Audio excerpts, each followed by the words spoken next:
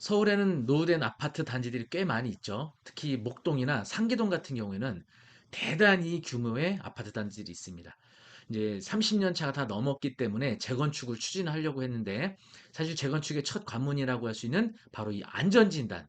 이 안전진단의 이 구조 안정성의 가중치가 그동안 높았기 때문에 통과하지 못하고 탈락을 하니까 다른 단지들이 눈치만 보고 여태껏 이제 정밀 안전진단 신청을 미뤄왔었죠. 그러다가 최근에 희소식이 발표가 됐었죠.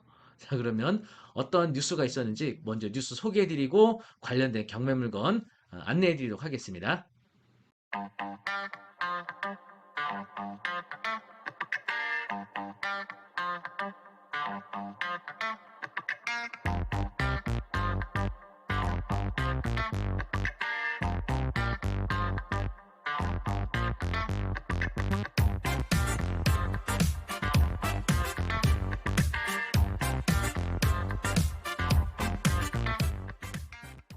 자, 보시는 것처럼요. 그 재건축 안전진단 평가 항목별 가중치 변화를 좀 보시면 2009년도에는 이게 이제 구조 안정성 가중치가 사실 가장 크게 영향을 미치거든요. 40%였다가 2015년도에는 20%로 대폭 낮아지면서 재건축 추진하기가 상당히 수월했죠. 그랬다가 2018년도 들어서 이 구조 안정성 가중치를 무려 50%까지 높였어요. 그래서 여기서 목동의 9단지, 11단지, 그리고 노원구에는 태릉구성 이런 아파트들이 줄줄이 2차 정밀안전진단에서 탈락하는 이제 이런 일을 경험하게 됐죠. 그랬다가 최근에 발표된 것처럼 2023년도부터는 이 구조 안정성 가중치를 30%로 그리고 주거 환경을 30% 그리고 설비 노후도를 30 그리고 비용 편익을 10으로 이렇게 조정하게 되면요. 사실상 이제 목동이나 상계동 같은 경우에 상당한 혜택을 받지 않을까 싶습니다. 자, 그리고 안전지단 판정 기준 개선안이죠. 기존에 30 이하 점수가 나올 때만 재건축이 통과가 되는 거고, 요 점수 안에 있을 때는 조건부죠. 그래서 정부의 기관으로부터 적정성 검토를 받고 통과를 해야만 재건축이 진행될 수 있어서 거기서 이제 탈락하는 또 단지들이 꽤 있었죠. 하지만 이제 내년부터는 45점까지, 45점까지 재건축이 통과가 확정이 돼서 진행이 될 거고요. 45점부터 55점까지가 조건부 들어가게 됩니다. 네, 그래서 서울 주요 재건축 단지 사업 추진 현황을 보시면 목동의 경우에는 1차 정밀안전진단 통과한 단지들이 이렇게 상당히 많이 있죠. 그리고 2차 정밀안전진단 탈락단지가 9단지하고 11단지였고요. 유일하게 2차 정밀안전진단까지 통과한 단지는 6단지였습니다. 노원구 상계동의 경우에도 예비 안전진단 현지조사라고 하죠. 이게 상당수, 대다수 단지들이 통과를 했고요. 1차 정밀안전진단까지 마친 단지는 1단지, 3단지, 6단지고 2차 정밀안전진단까지 통과한 단지는 5단지. 사실은 여기 이제 예비 안전진단 통과했거나 1차 정밀안전진단 통과한 이런 단지들이 현재 눈치를 보고 있어요. 2차 정밀안전진단을 신청을 안 하고. 네, 그랬다가 이제 본물처럼 쏟아지지 않을까 예상을 해봅니다. 드디어 이제 재건축의 물꼬가 트였다 이렇게 볼 수가 있겠죠. 그렇지만 현재 시장 상황이 좀 워낙 안 좋다 보니까 뭐 이렇다고 해서 목동이나 상계동 기타 서울에 있는 이 안전진단을 앞두고 있는 단지들이 뭐 가격이 상승한다든지 뭐 이런 분위기는 아닌 것 같아요.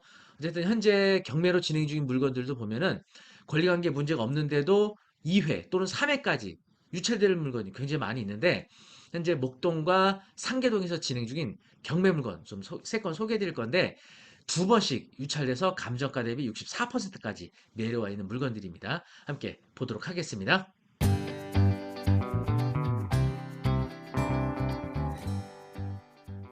자, 먼저 그 북부 2021 타경 110578입니다. 상계 주공. 이게 이제 11단지고요. 동호수는 비공개했습니다.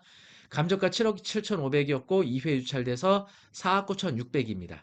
건물 전용 면적은 59제곱미터고요. 그리고 입찰 예정일은 2023년도 1월 4일이 되겠습니다. 자, 권리관계 보시면은 물건 명세서입니다. 최선 순위 설정 2020년 10월 20일 근저당이고요. 여기 점유자 광모 씨 보증금 1억 8,900이고요. 전입시고 날짜 2020년 9월 9일이네요. 확정일자 받았고 배당 요구까지 해서 뭐 특별한 사유가 없으면 뭐 이 임차인은 이제 대항력을 주장할 수 있는 임차인이긴 하죠. 말소 기준기가 되는 근저당보다 전입이 빠르니까. 하지만 확정일자와 배당 요구 모두 했기 때문에 낙찰 가격이 1억 8,900에서만 이루어지고 기타 조세 채권에 문제만 없다면 뭐 보증금 잔액 배당돼서 명도까지 굉장히 수월하게 해결될 수 있는 그런 물건이 되겠습니다. 자, 상계주공 11단지 위치 보시면요. 7호선 마들역 바로 앞에 있는 요 단지가 되겠습니다. 네, 그래서 여기 동일초등학교와 상경중학교, 초등학교, 중학교가 또 바로 옆에 가깝게 있는 단지로서 상당히 좋은 입지다 볼 수 있겠습니다. 네이버 부동산에 올라온 매물 정보 보시면은요, 1944세대죠. 그리고 이제 이쪽 지역은 다 지역 난방의 열 병합 단지고요. 그리고 매물 정보 보시면은 현재 가장 동일한 면적에 대해서 6억 6천까지 현재 매물이 나와 있고요. 실거래가 정보 보시면 올해는 거래가 없고요. 마지막 거래가액이 7억 6,500, 8억 500까지 거래가 됐었네요. 7억 9,500도 거래가 됐었고 현재 마지막 실거래가 대비 거의 한 호가는 1억 정도 벌써 빠져 있는 상태인데 현재 어쨌든 부동산에 나와 있는 가장 낮은 매물가 6억 6천으로 현재 최저가 대비 한 1억 6천 정도의 차이를 보이고 있어서 이번에는 낙찰이 될 게 유력시 되고 있죠. 자, 두 번째 물건입니다. 북부 2021 타경 110585 상계주공 16단지가 되겠습니다. 31평형이고요. 감정가 9억 6천에 두 번 유찰돼서 6억 1,440만 원입니다. 입찰 예정일은 1월 10일이고요. 권리관계 보시면은 최선 순위 설정 2010년 10월 20일 근저당 여기 이제 말소 기준을 끼고요. 점유자 보증금 3억 1천 전입신고 날짜 2018년 4월 27일 비교해 보시면 전입일자가 빨라요. 그래서 이 임차인은 대항력을 주장할 수 있습니다. 확정일자 받았고 배당요구 종기까지 배당요구 했죠. 그래서 이 임차인도 역시 어, 낙찰가가 3억 천 이상에서 되고 조세채권의 문제만 없다면 보증금 전액 배당이 예상이 돼서 명도까지 수월하게 해결될 수 있는 그런 물건이다 볼 수 있겠죠. 상계 주공 16단지의 경우는요. 여기 이제 11단지가 여기 있었고 바로 위쪽에 전철역하고 조금 거리가 있네요. 바로 여기 전철역은 아주 먼 건 아니지만 11단지에 비해서는 다소 거리가 있는 이제 위치고요. 그리고 여기도 역시 상경초등학교를 옆에 두고 있습니다. 네이버 부동산에 올라온 이제 단지 정보 보시면은요. 2392세대로 단지 세대수 상당히 크죠. 네. 그리고 동일하게 지역 난방 열병합이고요. 이제 네이버 부동산에 올라온 동일한 면적에 대한 가장 최저가 8억까지 현재 매물이 나와 있는 상태입니다. 실거래가 정보 보시면은 2021년도 6월에 9억까지 거래가 됐었네요. 그런데 현재 거의 호가는 1억 정도 가격이 빠진 상태죠. 호가 8억 대비 한 2억 정도의 차이를 보이고 있어서 역시 1월 10일 날 이번 입찰 때는 참여자가 있을 것으로 예상이 되고 있습니다. 자, 마지막 남부 2021 타격 6850 목동 신시가지입니다. 5단지예요. 자, 목동 신시가지 5단지 감정가 23억 4천 가격대가 벌써 확 차이가 나네요. 두 번 입찰돼서 최저가 14억 9,760만 원이고요. 1월 12일 날 입찰 예정일입니다. 자, 권리관계 보시면은 법원 현황 조서상 채무자, 소유자 거주하고 있어서 뭐 임차인으로 인한 문제는 없는 그런 물건이 되겠습니다.